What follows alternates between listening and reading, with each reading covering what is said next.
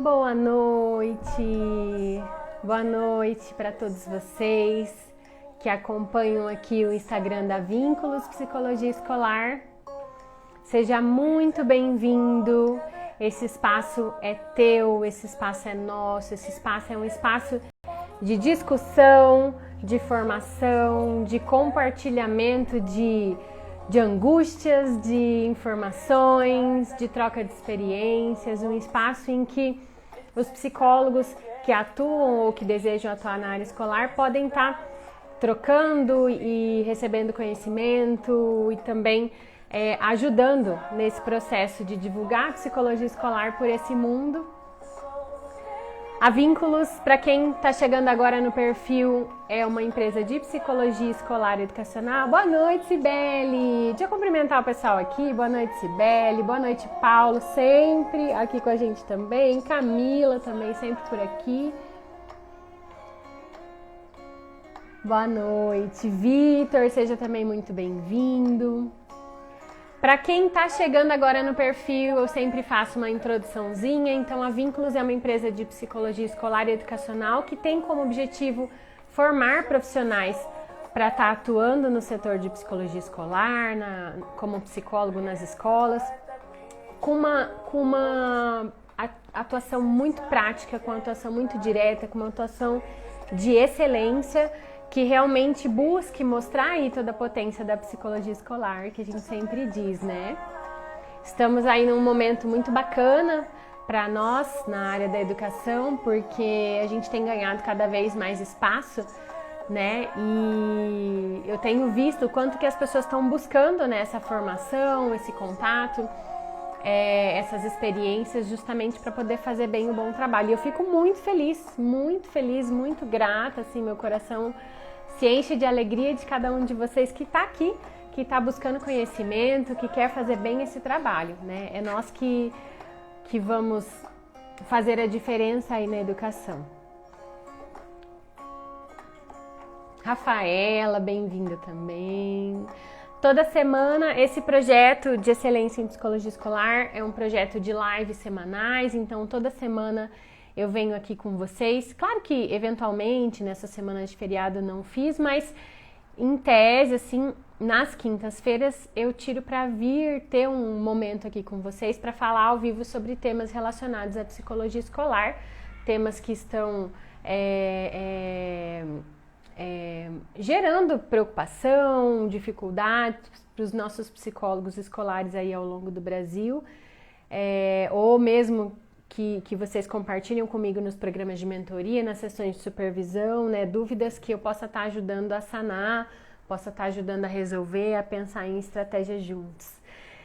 Então vamos lá, né? Sem mais delongas, dado ali os nossos 5 minutos de costume, né? Com uma musiquinha, uma recepção para vocês, então vamos começar com o nosso tema. O nosso tema da live de hoje é como atender questões disciplinares, né? E aí eu quero já começar ampliando um pouco esse tema, né? Não tem como a gente escrever ali no título da live tudo que a gente vai falar. Então, para a gente poder deixar claro para quem está chegando, Rafa, Pri, Loriane também, muito bem-vindas. Gracira, muito bem-vinda também. Então, para deixar claro aqui, já nesse início da nossa live, o que nós vamos falar no nosso momento de hoje? Nós vamos falar sobre indisciplina, né, sobre essas demandas de indisciplina que geralmente, que com frequência são encaminhados para nós. Vou falar também sobre a questão da agitação motora, né, dos alunos que são inquietos, dos alunos que não param em sala, que têm dificuldade ali de permanecer no lugar ou permanecer na sala de aula. E vou falar também sobre comportamentos agressivos, né, sobre essa demanda que eu penso que é a demanda mais difícil para todos nós, né, de como lidar e como orientar os professores para lidar com comportamentos agressivos. Quero falar, assim, dentro desses 3 temas, como que a gente acolhe essa demanda sem deixar de fazer a psicologia escolar, né, até para a gente analisar junto, isso é psicologia escolar, não é psicologia escolar, até onde vai o meu papel e aonde começa o papel do professor da sala, do coordenador, da direção, enfim, né, para a gente entender ali qual que é a nossa parte nessas demandas específicas de disciplina, como que a gente se posiciona diante dessas demandas todas, como que a gente orienta os professores e como que a gente atua, né, de uma forma mais direta, de uma forma mais ativa mesmo diante dos comportamentos difíceis, certo? Então vamos lá, pessoal. Então o que abrange para a gente poder pensar? Quem me acompanha aqui, acompanha as lives, quem não acompanha as lives pode também ir lá procurar no nosso perfil. Teve uma live em que eu falei sobre quais as situações que o psicólogo escolar atende, né? E aí eu pontuei lá, né, pra gente recapitular ali, fazer um resgate um pouquinho do que foi falado lá naquela live. Então, o psicólogo escolar, ele atende, pensando no atendimento de alunos, ele atende demandas que são de aprendizagem, né? Então, quando a aprendizagem não está indo muito bem, por algum motivo, ele atende a demanda da inclusão, né? Então, que está relacionada ali à aprendizagem, mas que é bem mais amplo, né? E tem uma série de atribuições, encaminhamentos que nos cabe. Ele atende também situações emocionais, situações de transtornos, de avaliações nesse aspecto, nesse viés emocional, e atende também as questões de comportamento, né? E dentro do comportamento, a gente tem ali a situação da indisciplina. Então, é muito comum, né, assim, e acho que desde que o mundo é mundo, desde que a escola existe, sempre tiveram alunos indisciplinados, alunos que não respeitam as regras, alunos que têm dificuldade de permanecer no lugar, alunos que não respeitam os professores, que vêm às vezes de uma família que não valoriza tanto a questão da educação, ou mesmo de famílias que não valorizam mesmo essa questão da disciplina, ou, né, pior, assim, acho bem pior, famílias que têm uma cultura de violência, né, de educação pela violência, e aí a gente tem esses alunos que chegam para nós e chegam com questões de indisciplina. Por outro lado, a gente tem também um sistema educacional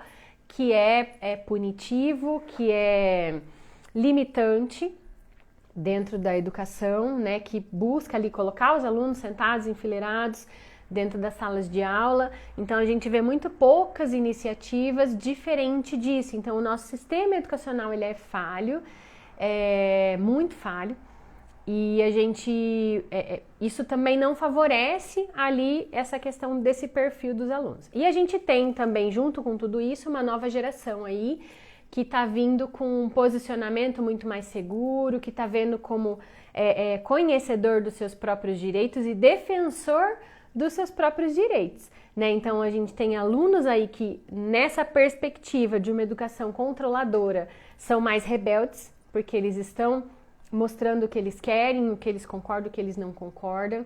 E a gente tem professores com uma formação mais tradicional, que vem também de uma educação mais violenta e que tem um olhar de que o respeito tem a ver com estar sentado em fila e respeitar a sua vez de falar e tudo mais. Então, eu acho que a primeira análise que a gente precisa fazer é que indisciplina é essa que a gente está falando, né? Então, quando um professor encaminha, e aí trazendo para a nossa prática, né? Vocês sabem que eu sou 100% da prática, não vou ficar falando de teoria aqui, de explicar o porquê das coisas.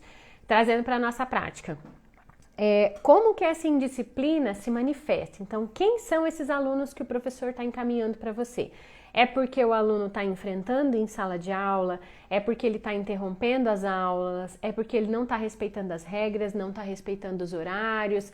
Porque ele está descumprindo ali os combinados com relação à turma? Porque essa é a primeira análise que a gente precisa fazer dentro dessas situações, né? Quando um professor pede para você conversar com um aluno que está fazendo bagunça, né? Usando os termos ali que a gente ouve muitas vezes de professor. O aluno está fazendo bagunça em sala, não está respeitando, então eles encaminham para a sala do psicólogo. Então, o primeiro ponto é a gente entender que indisciplina é essa, de que comportamento indisciplinado a gente está falando e como é que a gente entende isso? Perguntando para o professor. Então, você precisa, quando o professor faz o encaminhamento, buscar mais informações sobre o caso através do contato direto com esse professor, de ir até a sala, de ouvir o que ele tem para falar, de ver qual é esse comportamento, se possível ali fazer uma observação, mas se não for possível, em casos em que o professor já tirou o aluno de sala, você tem que pelo menos conversar com esse professor para saber qual foi o motivo desse aluno ter saído de casa. E investigar, claro, também com o próprio aluno, né? Até para que a gente tenha um ponto de vista dele, né? O ponto de vista do professor e o ponto de vista do aluno sobre a situação, né? Muitas vezes o aluno nem tem consciência ali de que é indisciplinado. E eu penso que um dos nossos grandes receios, né, nessas demandas é que se torne uma demanda clínica, né? Uma demanda banal e uma demanda clínica. Então, para que essa demanda não se torne uma demanda clínica, o que a gente pode fazer? Então, acolher esse aluno nesse primeiro momento e aí considerando uma conversa breve com o professor, uma conversa breve com o aluno e uma orientação direta sobre as normas e regras da instituição e como que as coisas devem funcionar dentro de sala de aula. Então, a gente... Oi, pessoal, acho que pausou aqui o vídeo, mas já voltamos, né? Só me deem um ok aqui se tá tudo bem, se vocês estão me ouvindo bem, se já voltou. Ok, já vi um coraçãozinho ali, já entendi que tá tudo bem. Então, a gente precisa entender, assim, fazer esse atendimento que é breve e devolver essa demanda. Talvez vocês já tenham me ouvido falar bastante de devolver a demanda para a sala de aula, devolver a demanda para quem de direito. Quem que precisa dar conta dessa demanda de indisciplina, né? Nesse enfrentamento, nesse não às regras, nessas normas? É o professor. Então, o professor, ele é que manda dentro da sala de aula. E aí tem algumas estratégias assim que a gente pode fazer para explicar isso para o professor, de que não é favorável. A gente precisa explicar para o professor que não é favorável para ele próprio, para o próprio professor, que a gente fique com esse aluno fora de sala de aula. Por quê? Porque se o comportamento dele for de enfrentamento com relação ao professor ou a algo que ele não queira fazer, ele vai ser muito confortável, porque assim, diferente do que os professores pensam, a gente não vai dar bronca nesse aluno. A gente não vai chamar a atenção dele de um jeito punitivo, de um jeito negativo, como muitas vezes o professor espera. É ou não é, gente? Se alguém de vocês estiver fazendo isso, está fazendo errado.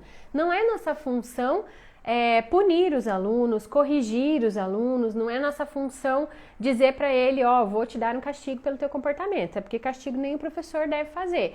Mas então, isso que o professor precisa entender, que se ele tira esse aluno de sala e ele estava em sala numa situação desconfortável, é maior a chance de que esse aluno faça outras vezes para sair de sala com mais frequência, certo? Então esse é o primeiro raciocínio que a gente faz com o professor na hora que a gente volta lá com o aluno de mãozinha dada para devolver ele na sala de aula.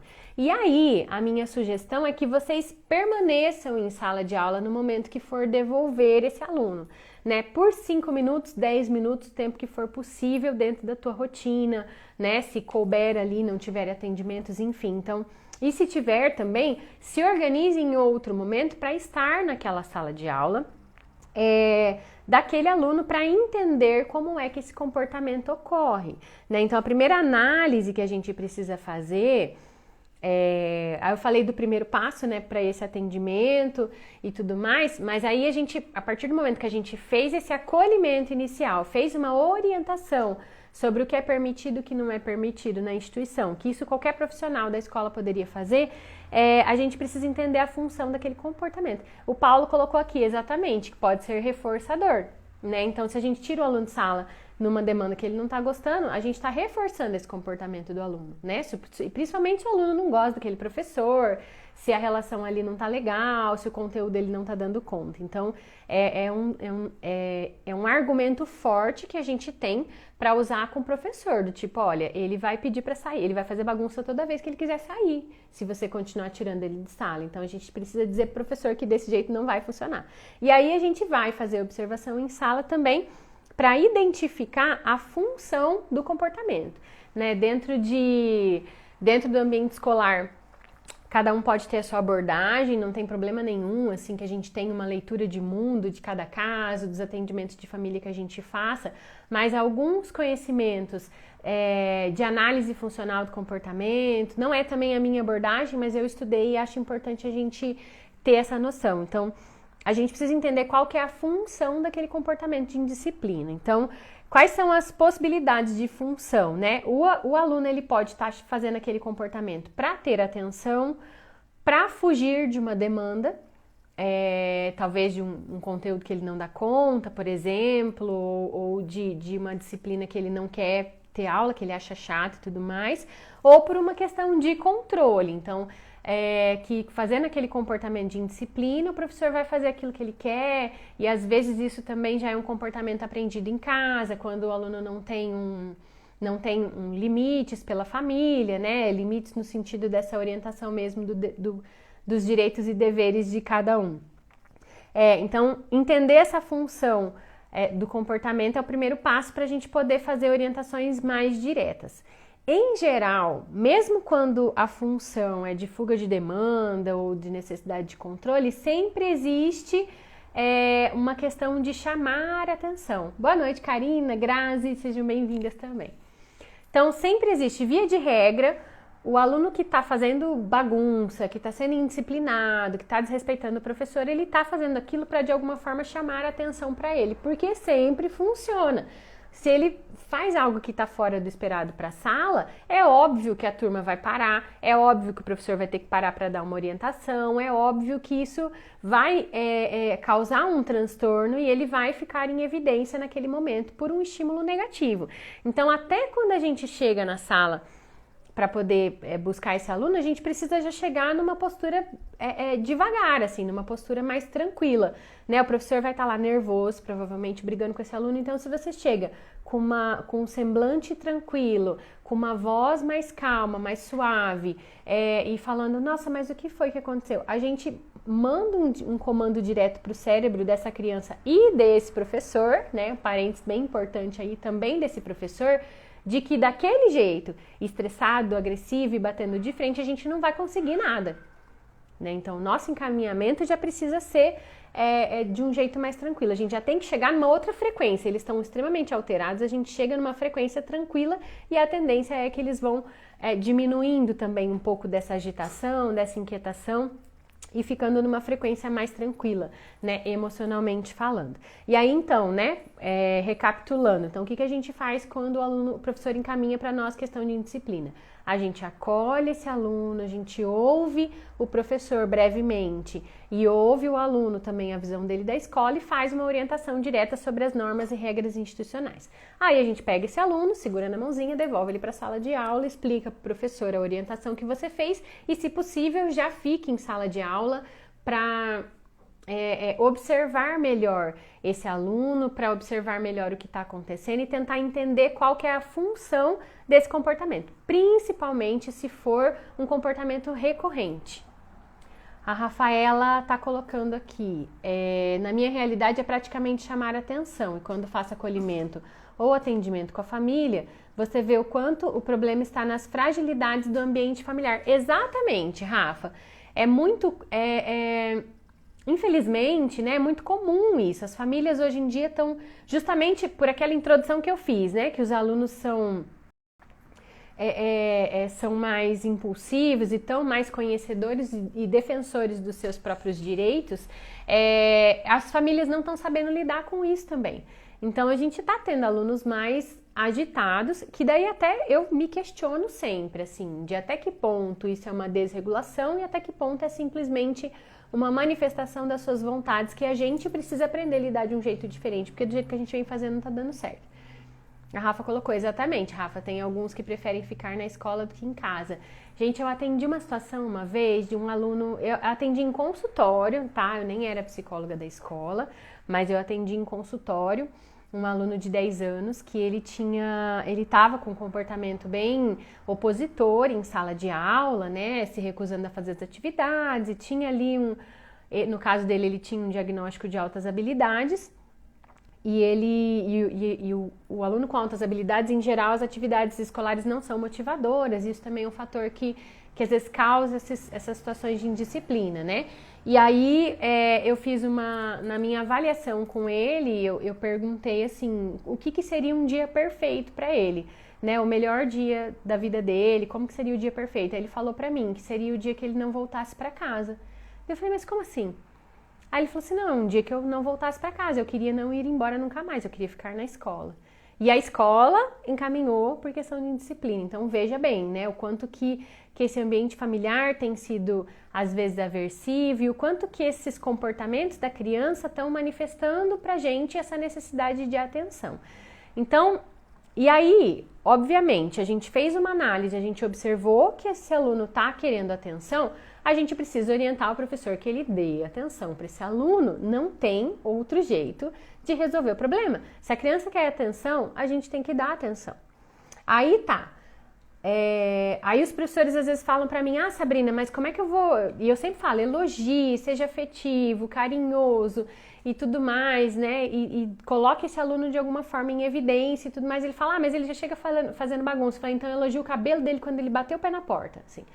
Encostou o pé na porta, chegou na sala de aula, elogia o cabelo, elogia a roupa, elogia a bolsa dele, qualquer coisa. Para que esse aluno entenda que o vínculo que esse professor tem com ele é incondicional, porque é. É igual o vínculo de pai e mãe, gente. O meu filho pode fazer bagunça ou pode ser educadinho, eu vou amar ele do mesmo tanto, eu não vou deixar de amar por causa do comportamento. E o professor, talvez amor é uma palavra muito forte para o professor, mas o vínculo que esse professor tem com esse aluno, ele precisa existir independente desse aluno ser disciplinado ou ser indisciplinado. E o aluno precisa sentir isso, né? Esses alunos muitas vezes estão precisando de acolhimento e o dar atenção, orientar que o professor dê atenção através do elogio, através do toque físico, através de colocar esse aluno em evidência, deixar que ele seja ajudante de sala, é o que vai fazer com que esse aluno volte ali para ter um vínculo mais tranquilo e mais seguro com esse professor. Aí muitas vezes o professor tem argumentos assim com a gente, né? Já vou dando os argumentos aqui para vocês me falarem se isso faz sentido. Aí o professor vem e fala assim, Sabrina, mas eu não vou ficar dando atenção para ele porque todos os outros querem atenção também e não é justo, porque ele é o aluno que está fazendo bagunça.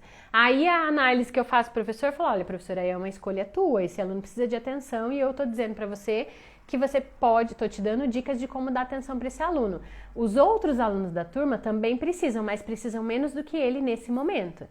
E, na verdade, o que a gente tem que dizer para o professor, deixar claro, é que à medida que o aluno se sentir pertencente a essa turma, se sentir parte dessa escola e sentir que ele faz parte desse ambiente, que esse ambiente é dele também e que ele é acolhido, a tendência é que esses comportamentos de indisciplina diminuam, né? Então, o que a gente diz pro professor, olha, primeiro, ele precisa mais do que os outros. Segundo, ele não vai mudar se você não fizer alguma coisa, né? E terceiro, quanto mais você der atenção, menos ele vai precisar, porque daqui a pouco ele vai entender que a tua atenção é igual para todo mundo e que você não está fazendo diferença, né? Então essa é a primeira, são algumas orientações, dicas de orientações que a gente pode dar pro professor para esse momento de... Ok, se vocês estão ouvindo. E já me digam, pessoal, faz sentido tudo isso para vocês? Vocês concordam com essas estratégias? Vocês acham que funciona? Faz sentido? Pri, pra mim voltou. Me digam se voltou para vocês também. Eu pausei aqui a minha fala também quando pausou o vídeo. Ok. Então, nessa observação que a gente faz, se for uma situação de indisciplina, nesse contexto que eu citei para vocês, pode ser que seja uma indisciplina somente tranquila e tá tudo certo. Então, aí o encaminhamento é esse, muito mais de orientação do professor, né? Pri, acho que tá quadriculado porque o Instagram ele diminui a qualidade às vezes do vídeo para poder manter a transmissão, né? Deve ser uma oscilação da internet, mas se o áudio estiver bom, a gente vai seguindo. Qualquer coisa vocês me sinalizam aqui. Então, exatamente, Rafa, a resistência dos profissionais é muito grande. E assim, gente, é grande porque o professor se sente afrontado. E aí uma outra dica, né, de orientação que vocês podem fazer com os professores. Professor, entenda que o aluno não faz isso por maldade, não é uma afronta a você, é porque ele não está bem, é porque ele está desregulado, porque ele está precisando de ajuda, mas não é pessoal. Talvez é com a escola, com o conteúdo, com a família, mas entenda que não é pessoal e você não pode levar para o pessoal. E às vezes eu até faço um chamado de realidade com o professor, de falar assim, olha, você é o adulto da relação, então se porte como tal, né? A gente tem que, não dá pra gente entrar no embate com uma criança, com um adolescente, se a gente é o adulto da relação e mais do que isso, né? Nós somos ali a pessoa que tem um pouco mais de domínio, que está à frente daquele grupo, então a gente precisa se posicionar como tal, né? Como adultos da relação e orientar os nossos professores a fazer isso. Mas pode ser que nessa observação que a gente faça ali dessa situação de indisciplina, na verdade, deixa eu seguir para os outros dois temas, né? A gente falei bastante aqui da indisciplina para vocês e aí falar um pouquinho então da agitação motora. Então, tem alunos que eles não são indisciplinados, que quando o professor chama atenção, ele é acessível, ele concorda, ele aceita e ele obedece, né?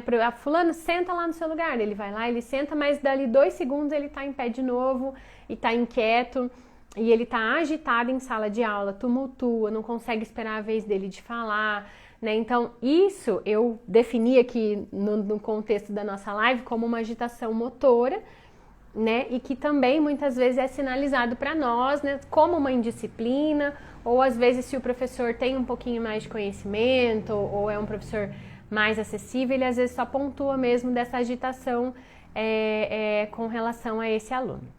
E aí, nesses casos, assim, vale combinar com os professores, né? Sugerir ali umas estratégias de escapes, né? De que seriam esses escapes? Seriam propor intervalos, né? Propor que o aluno, no meio da atividade, ele pare para sair para tomar uma água, para levar alguma coisa na secretaria, para levantar para ajudar algum amigo, pedir para que ele entregue os livros da turma no momento da atividade, para que ele entregue as provas. Minha luzinha aqui tá falhando também. Para que ele entregue as provas quando tiver entrega, assim, de provas de trabalhos, enfim. Então, propor o que a gente precisa. Quando existe uma agitação motora, é entender que esse aluno tem uma necessidade, né, aparentemente, de estar em movimento, né? Isso provavelmente é algo biológico, provavelmente é dele, é muito fácil, e aí a gente analisa isso a partir da nossa observação também, né? É muito fácil perceber quando o aluno não consegue mesmo ficar no lugar. Eu até costumo usar com as famílias, né?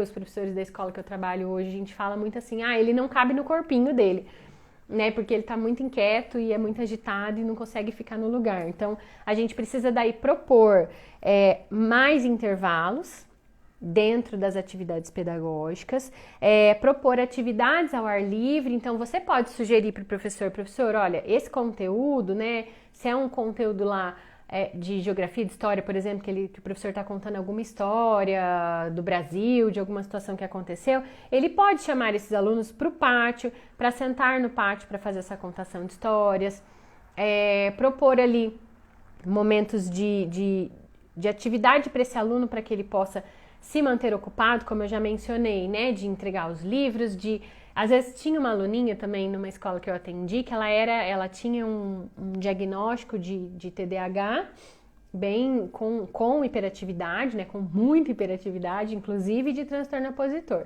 Então, com ela a gente falava assim, vai ali entregar essa caneta lá para a coordenadora dela, mas por que essa caneta? Às vezes a gente entregava um clips, né? Entrega esse clips aqui lá para a coordenadora dela, mas por quê? A gente falou, não, é porque a coordenadora falou para mim que precisava de um clips, né? Então leva lá para mim. Aí ela, mas será? Eu falei, leva lá. Aí ela saía, ia para a secretaria e voltava, e quando ela voltava, ela já tinha extravasado um pouco dessa necessidade de movimento e ela conseguia seguir melhor as orientações da sala de aula, ali, as orientações da professora. Então, tem que propor esses movimentos de atividade motora mesmo, né? E manter esse aluno ocupado, dar uma função na sala de aula, é um aluno que com mais frequência ele vai ser o líder, vai estar na frente da fila, vai ajudar um colega que precisa de ajuda, enfim, ele tem que ser o ajudante por mais vezes para que ele se mantenha ocupado e para que ele tenha esses momentos de escape. E às vezes pode até ser combinado mesmo com o próprio aluno, né? Falou, olha, eu tô percebendo que você tá muito agitado agora. Então, vai lá tomar uma água e daí depois você volta aqui, respira fundo, toma uma água, lava o rostinho e volta aqui. Então, quando o aluno é maior, quando ele tem um pouco mais de consciência, isso pode ser um combinado verbal até mesmo. E aí a gente pode entrar junto nesse sentido, né? De combinar com o aluno e combinar com o professor, talvez uma conversa em 3 ali, Mas eu sempre gosto muito mais de orientar o professor e pedir que o professor faça essa orientação. E por quê, gente? Aqui é a grande sacada. Porque eu preciso que esse professor entenda a necessidade desse aluno e eu preciso que ele tenha vínculo com esse aluno. Para que quando ele falar, o aluno aceite de um jeito diferente. Se o aluno está vinculado com o professor, a chance dele obedecer, dele aceitar as regras, orientações, dele respeitar o espaço, saber esperar a vez dele, é muito maior do que se ele não tiver vínculo com esse aluno. Então, tomem muito cuidado nesses atendimentos, de dar vazão a essas queixas em relação ao professor e de fortalecer um vínculo muito significativo com o aluno. A gente não tem que ter vínculo com o aluno, a gente tem que ajudar o aluno a ter vínculo com o professor, porque é isso que vai fazer com que a aprendizagem ocorra da melhor forma possível. Me digam se isso faz sentido para vocês. Não é que a gente não tenha que ter vínculo, mas o nosso vínculo não pode ser mais forte do que o vínculo que esse aluno tem com o professor. Até porque eu não tô só com esse aluno em sala de aula, eu não tô nessa turma todos os dias e mais do que isso, né? Se a gente for pegar os nossos psicos aqui que atendem várias escolas, ele nem tá naquela instituição todos os dias. Então é um tiro no pé você fortalecer um vínculo com o aluno e esquecer ali de ajudar esse vínculo com o professor, tá certo? E aí, então, vamos falar dos comportamentos agressivos, né? Então, a agressividade, os comportamentos agressivos são o que mais tira o nosso sono, né? E aí eu me incluo nisso também. Eu acho que, por mais que eu tenho já 16 anos de experiência, sempre acho muito difícil lidar com comportamentos agressivos, porque a agressividade, ela toma uma proporção, assim, diferente, né? De risco, de incômodo, de transtorno para toda a comunidade escolar. Então, se o aluno é agressivo com os colegas, por exemplo, eu posso gerar toda uma situação de conflito com as famílias. Se o aluno é agressivo com o professor, eu tenho que pensar, poxa, esse professor não vem trabalhar todo dia para apanhar, né? Ele não tá aqui para isso, não é função. Quem que gosta, né? Qualquer um de nós, quem que gosta de ir num lugar em que tem alguém que bate em você? E o próprio aluno, às vezes, está muito em sofrimento, às vezes vem de um ambiente familiar violento, né? Então, eu acho... E aí isso também não favorece, porque por mais que a gente tenha 1 milhão de intervenções dentro de sala de aula, a agressividade, ela sempre... Quando a família é agressiva, o aluno pode ficar tranquilo em sala, ele chega em casa e ele tem uma família agressiva e isso vai jogar por terra todo o nosso trabalho. Então, é um trabalho diário, constante e que a gente precisa repetir muitas e muitas vezes. A Grazi está colocando aqui, né? Temos um aluno com comportamento opositor e desafiador e age com muita agressividade quando é contrariado. Ele não fica em sala. Então, é exatamente desses casos que a gente está falando, Grazi. Então, nesses casos, a gente precisa, primeiro, né? Estar em sala, fazer essa observação em sala, para entender, para visualizar esse comportamento agressivo, para viver junto com o professor essa situação, né? É muito importante e faz muita diferença no nosso vínculo com o professor e até mesmo no empoderamento desse professor, quando a gente vivencia a situação junto com ele e fala para ele, olha, tava difícil mesmo, eu entendo que é complicado. Então, só de vivenciar com ele, você já está intervindo, porque ele sente ali que você está ali para ajudar de fato, que você está sendo empático, que você quer realmente sentir na pele o que ele está sentindo e te dá também muito mais argumentos, muito mais ferramentas para lidar com a situação. Então, a gente precisa observar em que momento esses comportamentos agressivos acontecem, com quem ele é agressivo. Então, ele é agressivo com os colegas, com os professores, com os outros funcionários da escola, ou é agressivo até consigo mesmo, né? Tem caso de aluno que é agressivo com o outro e bate nele próprio, se machuca, então também é um grande problema, um transtorno muito grande para nós no ambiente escolar. A gente precisa entender o que essa agressividade está dizendo para nós, né? Lembra daí da análise funcional, né? Qual que é a função desse comportamento? Então, ele está sendo agressivo por uma questão familiar, ele está sendo agressivo porque ele não está compreendendo o conteúdo, ou ele já é realmente agressivo, ele está em sofrimento. Via de regra, todo aluno que é agressivo, ele está de alguma forma em sofrimento, né? Porque não é a forma saudável das crianças resolverem os conflitos, de resolverem os problemas. Então, a gente precisa entender qual que é a função daquele comportamento. E aí, com a questão da agressividade, o nosso leque de encaminhamentos ele é maior, né? Então a gente precisa, além da observação também, fazer orientação com o professor, mas também com a família, né? De chamar essa família, de falar desse comportamento agressivo, de perguntar como que é a educação da família em casa, de e os pais às vezes falam abertamente, não, eu bato mesmo, ou o próprio aluno fala que o pai bate mesmo. Então, de orientar esses pais que o fato deles corrigirem dessa forma só está gerando mais agressividade, que não é a melhor forma, que tipo de acesso esse aluno está tendo, esse aluno está apanhando em algum outro lugar, seja na escola, do irmão mais velho, de amigos, enfim. Então, que ambiente insalubre que ele está, que está fazendo com que ele, que esses comportamentos agressivos se perpetuem, né? Isso nesse atendimento, orientação com a família, investigação com a família. E aí, né, feitas as primeiras orientações e dependendo da gravidade também, a gente precisa encaminhar esse caso para uma avaliação, né? Então, se a família fala ali que é agressivo, você orienta, a família muda e as coisas melhoram, ok, tá show de bola, deu tudo certo, né? A gente entendeu a função do comportamento, fez ali um acolhimento com esse aluno, professor e família e o aluno melhorou. Ok, se o aluno não melhora, se os comportamentos agressivos permanecem, a gente precisa orientar essa família a buscar um acompanhamento externo, né? Uma avaliação psicológica, uma avaliação médica, explicar, falar, olha assim, isso não é normal, não é esperado. E aí, às vezes, a família fala, não, mas é o professor que não sabe lidar, é o colega que provocou, ele só está reagindo, e aí a gente tem que insistir no encaminhamento e às vezes até mesmo dizer assim, olha, teu filho está em sofrimento, é tua responsabilidade, e se você não fizer esse encaminhamento, a gente vai notificar o conselho tutelar. Por quê? Conselho tutelar. Porque ele está colocando os outros alunos em risco, está colocando os professores em risco e a gente pode ter um risco de processo trabalhista na escola. Então, eu já usei esses termos com família. Falou assim, olha, o meu professor está apanhando e eu não vou admitir mais isso, né? Eu estou correndo risco até de ter um processo trabalhista, então assim, não pode acontecer mais, então eu preciso que você busque. Ah, não vou buscar, falou, então a gente vai notificar o conselho tutelar, porque a gente entende que o teu filho está em risco e que ele está colocando outras pessoas em risco também. Né? Então a gente precisa, quando a família resiste, ser um pouco mais incisiva nesse encaminhamento. Sempre lembrando que cuidado com os encaminhamentos, assim, para conselho tutelar, para órgãos competentes, no sentido de discutir antes com o gestor. Então, o encaminhamento para o conselho é o último estágio de todo o nosso trabalho, né? Quando nada deu certo, e esse aluno permanece em risco, permanece em suporte, aí a gente entra com o encaminhamento para o conselho tutelar.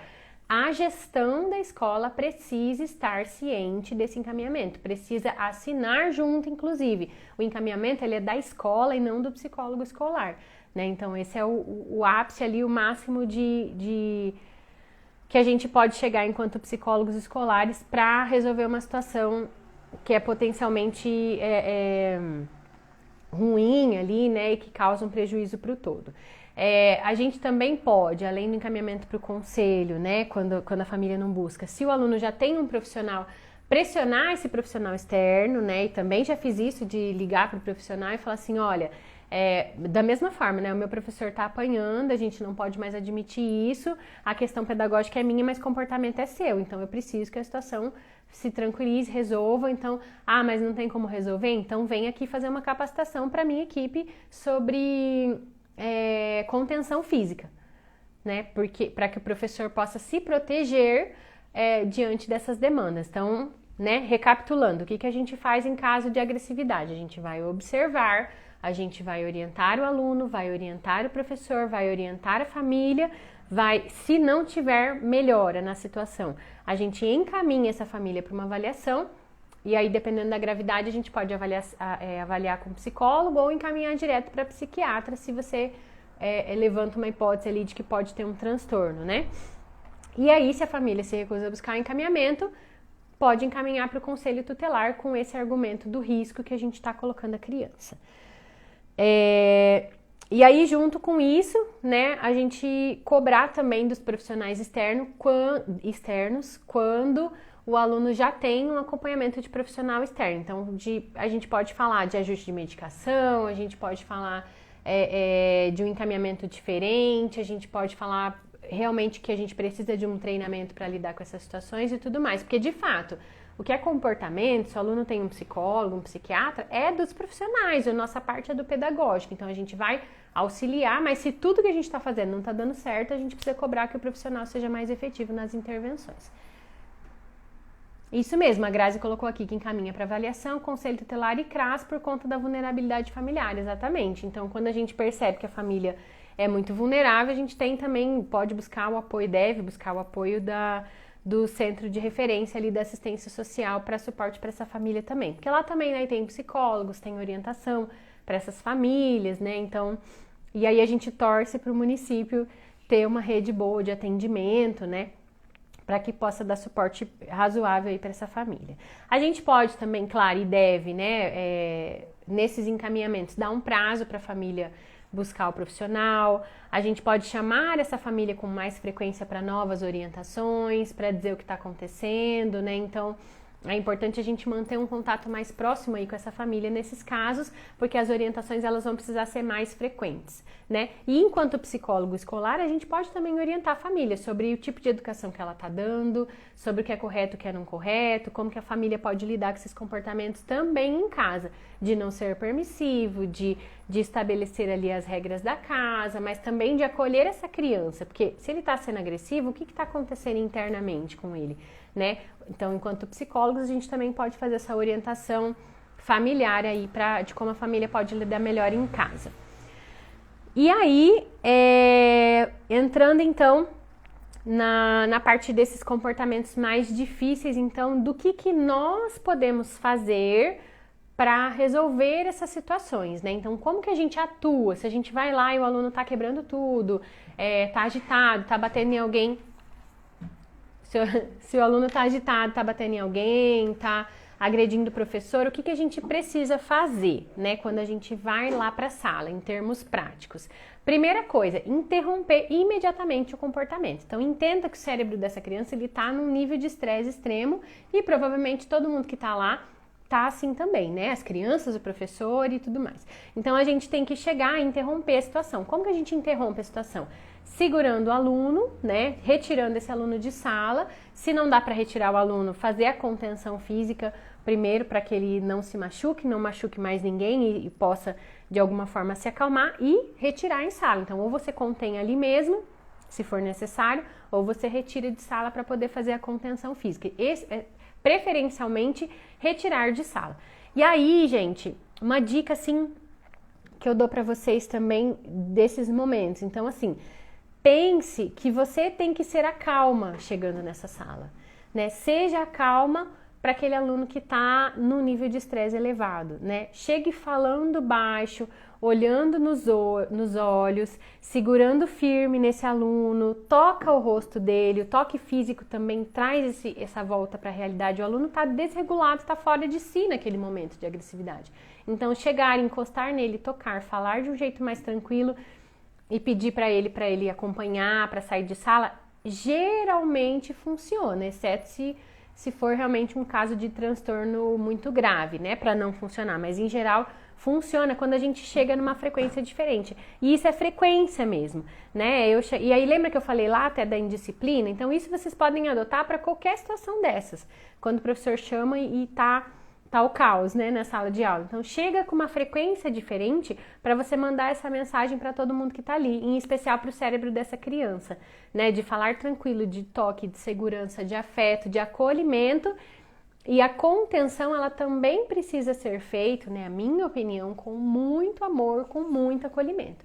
Então, quando eu faço uma contenção física com o aluno, em geral, lógico, a gente tem as técnicas, né, de chegar, de abraçar por trás, de segurar as mãozinhas de um jeito que não machuque, de preferência, né, aqui no pulso, e aí proteger também, cuidar com a cabeça, né, porque às vezes eu tinha um aluno que ele jogava a cabeça para trás para machucar com a cabeça por ele estar todo contido. Às vezes eu sento no chão, sento o aluno no meu colo, faço esse abraço, e aí enquanto eu tô abraçando ele com essa firmeza e segurando, a fala é: fica calmo, está tudo bem, eu tô aqui com você, vai dar tudo certo, eu tô percebendo que você está nervoso e eu vou te ajudar a se acalmar. Não precisa, você pode ficar nervoso, mas não precisa mais, você não tá sozinho. Sempre com palavras de afirmação, com palavras de apoio, com palavras de afeto, assim, e que demonstrem realmente essa segurança para esse aluno, né? Que ele se sinta acolhido, fisicamente inclusive, né? Para romper esse ciclo ali do momento de agressividade. E aí, né, se você não tirou ele de sala ainda, tire ele de sala no momento de mais tranquilidade e aí faça esse trabalho com ele de regulação emocional. Então, como é que a gente regula a emoção com crianças e com qualquer outra pessoa, né? Vale até pra gente, inclusive. Então, primeira coisa, respira fundo, respiração abdominal, porque daí você já tá tirando o foco. Com criança eu faço muito assim, de olha, coloca a mão na barriguinha, aí respira, puxa o ar e sente que a barriguinha tá crescendo, pra que ele faça a respiração abdominal e não aquela de pulmão só, né? Então, assim, coloca a mão na barriguinha e você vai sentir que a barriguinha tá crescendo. Se o aluno estiver acessível, você pode pedir para ele fechar os olhos. Quando eu fecho os olhos, eu diminuo o volume de informações que está chegando no meu cérebro. Então, eu já tenho também uma mudança de frequência ali cerebral só no fechar os olhos. Então, fecha os olhos, respira fundo, deixa a sua raiva ir embora, né? Vai sentindo o seu corpinho se tranquilizando. Com crianças muito pequenas, às vezes eu uso exercício de imaginação também, né? Imagina que você tá num lugar bem calminho, imagina que... Eu já fiz uma intervenção uma vez que o aluno fingia que ele era dinossauro e ele tava mordendo os outros e brigando com os outros. Eu falei, olha, vou fazer uma mágica agora, imagina que você é um dinossauro bem bonzinho, né? Então dá pra usar imaginação e fantasia nesse momento também, porque tudo que você fizer pra ativar o cérebro dele pra outra coisa, você tá tirando ele desse estado de estresse, desse estado que a gente chama de sequestro emocional, né? Então, regula a emoção. A partir do momento que você percebeu que esse aluno está ficando mais calmo, está se tranquilizando, aí a gente entra num processo ali, né? Que eu tenho desenhado ali com as minhas professoras e tenho explicado para os psicólogos também de como fazer. Identificação da emoção, então de falar para esse aluno, olha, eu percebi que você estava com muita raiva, que você estava muito brava, é isso mesmo que você estava sentindo? Então fala para mim, o que é que você estava sentindo mesmo? Eu estava muito brava, eu estava com raiva, mas será que você estava com raiva ou você estava triste? Por que você estava com raiva? Então é identificação da emoção, nomeação da emoção, né? Fazer com que ele nomeie a emoção, com que ele dê palavras para aquele sentimento que está dentro dele, que ele expresse de uma forma verbal. Então, por que você estava triste? Por que você estava bravo? O que aconteceu que te deixou bravo, né? E aí, o que a gente está fazendo com esse exercício? A gente está ensinando a criança e o cérebro da criança a identificar a emoção dele e expressar de uma forma adequada. Então, a agressividade nada mais é do que uma expressão totalmente errada e inadequada de algo que ele está sentindo, seja da raiva, da tristeza, enfim, o que for, né? Ou da necessidade de atenção. Então, a gente está ensinando ele a pôr em palavras aquilo que ele não está conseguindo pôr em palavras. Então, em geral, essa estratégia funciona, né? Tem resultados muito positivos. Eu tenho visto resultado até com criancinha muito pequena, né? De infantil 2 ali, 2 aninhos para 3 aninhos. Mesmo que ele não tenha ainda um total domínio da linguagem, a gente vai falando para ele, para que ele vá internalizando isso, dando nome para as emoções, para os sentimentos e ajudando a regular. Muito importante, pessoal, a gente está falando aqui de regulação emocional. A criança não regula sozinha. E os pacientes em crise também não regulam, né, para quem atua em clínica. Então, assim, a gente precisa regular junto. É por isso que castigo não funciona. É por isso que punição não dá certo. Porque falar para a criança sentar lá no cantinho do pensamento para ela pensar no que ela fez, ela não vai pensar no que ela fez. Ela vai ficar com raiva porque ela tá ali, ela vai ficar irritada, ela vai ficar ansiosa e a gente só vai gerar mais problemas. Ou ela vai se sentir mal, se sentir triste, se sentir errada, inadequada. Então, assim, cantinho do pensamento não funciona para nada. A não ser para perpetuar esse comportamento agressivo ou para diminuir a autoestima dessa criança. Então, não tem que deixar a criança no cantinho pensando e de castigo. A gente precisa regular junto com ela, fazer esse movimento junto com ela de reflexão. E aí, quando a gente fala de agressividade, né, pensando em crianças um pouquinho maiores, não, mas mesmo as pequenas também, quando tem essa situação de bater em alguém, seja no amiguinho ou no professor, a gente precisa fazer esse exercício também da empatia, logo na sequência ali dessa expressão verbal. Então, se você estava triste com um amigo, então vamos falar pro amigo que você tá triste, que você queria o brinquedo, ou vamos falar pra tua colega que você ficou chateada quando ela te ignorou. Vamos dizer como que você se sentiu pro professor quando ele cobrou você desse jeito, ou que você estava com medo porque você não sabia a atividade, ou porque você ficou triste porque tirou uma nota baixa, não sei. Seja qual for o motivo, depois que a gente expressa isso, ajuda a criança, né, a expressar de uma forma verbal, é importante que dê uma ação para essa criança também, para que ela tenha uma atitude assim, que ela poderia ter tido antes e que ela pode ter a partir de agora. Isso é dar modelo. Então a gente regula com a criança, identifica a emoção, ajuda ela a expressar a emoção e aí dá um modelo de comportamento que é mais adequado do que aquele modelo da agressividade que vinha acontecendo antes. Gente, funciona com toda a faixa etária, né? É muito bacana essa estratégia. O que acontece é que quando a gente tem um transtorno, né, realmente mental ali, um transtorno opositor, por exemplo, uma família mais agressiva, a gente vai precisar de mais pessoas em parceria, né, aí a família e profissionais externos junto com a gente para fazer funcionar. Mas o que nós podemos fazer em sala de aula é isso, e é isso que você pode ensinar também para o teu professor.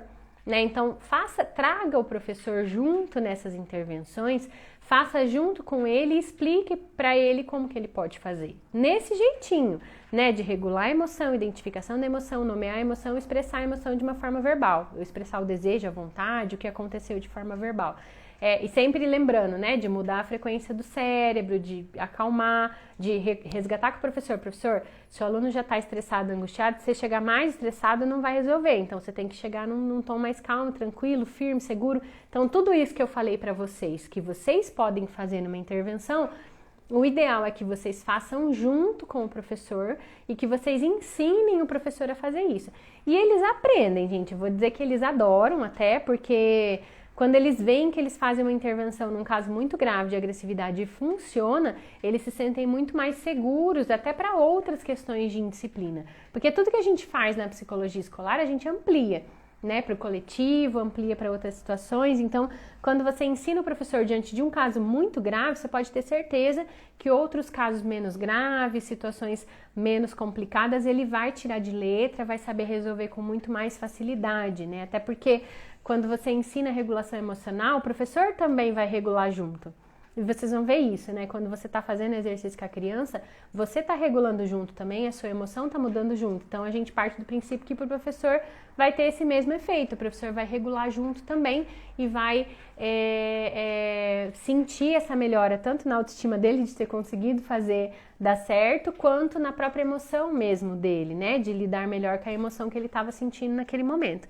Que realmente lidar com comportamento agressivo tira a gente do normal, né? A gente fica bastante angustiado. Luciana falou para repetir a questão de regulação, Luciana.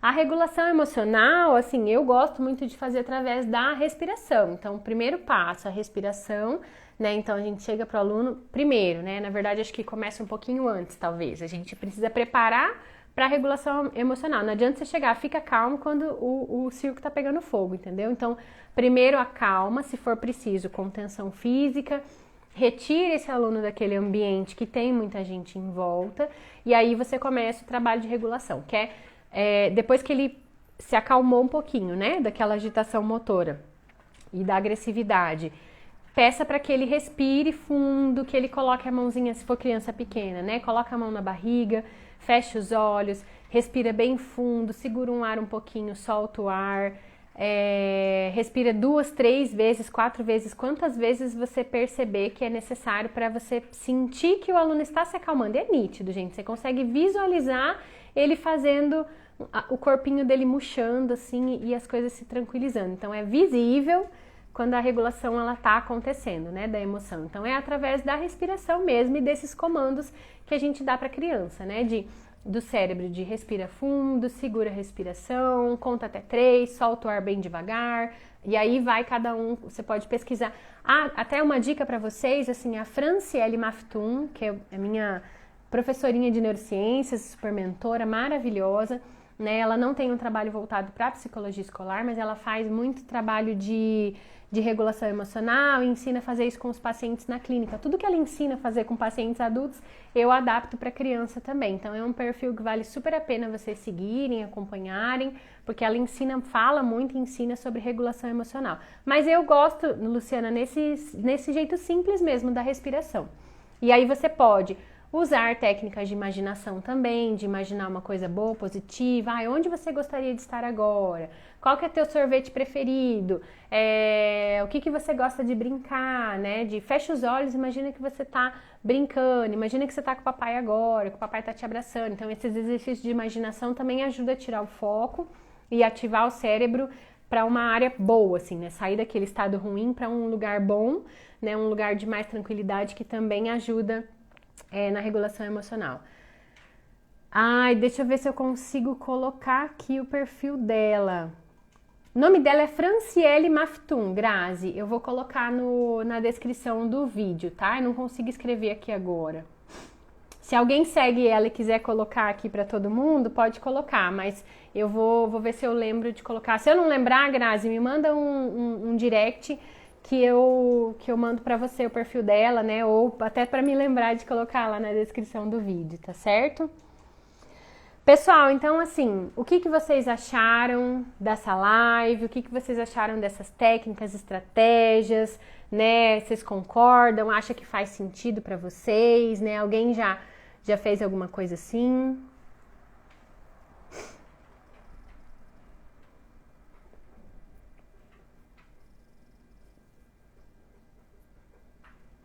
Bom, assim, tá tendo uma demora aqui nas respostas, né? O Instagram às vezes demora um pouquinho para aparecer. Ai, Lu, obrigada. Lu colocou aqui que foi maravilhoso, né? Então eu espero, assim, pessoal, ter contribuído, né, com a profissão de vocês. Eu acho que esses casos de indisciplina, agitação e agressividade são os mais difíceis que a gente tem para lidar no ambiente escolar. É sempre um desafio muito grande para nós, imagine, e para o professor. Então, né, dica de ouro que eu sempre falo, né, seja o suporte que o professor precisa, né, vivencie as coisas junto com ele para que você possa orientar ele melhor, né? A Pri adorando estar em momentos como esse. Eu também adoro, Pri, acho que é visível aqui, né, que eu amo. Vai ficar gravada. Bem te quero aqui, recursos, né? Vai ficar gravada a live, então você pode assistir o começo que você perdeu, né? Assim que terminar aqui, eu já publico, já compartilho com vocês. Encaminhe então para mais pessoas, às vezes até para professores mesmo que vocês acham que são mais acessíveis, ou então, né, organize vocês ali, faça as anotações de uma formaçãozinha que vocês podem fazer com professores também. Eles realmente ficam muito gratos porque são coisas que funcionam e quando a gente fala principalmente de agressividade, todo mundo quer ajuda porque é realmente muito difícil, né? Então, muito feliz em poder contribuir com vocês. Aliás, aproveitando aqui, né, para os recadinhos paroquiais, né, recadinhos de final de momento aqui. Na semana que vem, eu vou fazer a primeira mentoria gratuita para quem quiser participar, para a gente falar sobre desafios da psicologia escolar, né? Então, eu quero que vocês tragam aí situações, problemas. A gente vai fazer uma videochamada de mais ou menos umas 2 horas, né? No qual a gente vai discutir problemas mesmo que vocês trouxerem, situações complicadas ali, para a gente poder discutir em conjunto. Então, isso foi um pedido lá do nosso grupo de WhatsApp. Quem não tá no grupo do WhatsApp, pessoal, entra lá no grupo, o link tá lá na bio. O nosso grupo de WhatsApp é fantástico, só tem fera lá, os profissionais são maravilhosos, a gente compartilha muito conhecimento, né? O grupo fui eu que criei, mas tem muita gente boa e o grupo tá num nível hard, assim, sabe? Tá num nível altíssimo de conhecimento, de qualidade, de excelência, do jeitinho que eu quero, do jeitinho que eu idealizei desde o começo, né? Então, todo mundo lá se ajuda muito, as contribuições são excelentes, então se você não tá no grupo ainda, não perca essa oportunidade, né? Coloca lá, entra lá no nosso grupo e se sinta muito à vontade para colocar suas angústias, dúvidas, preocupações, pedir material, o que você quiser, né? Até mesmo divulgar, assim, né, momentos e tal.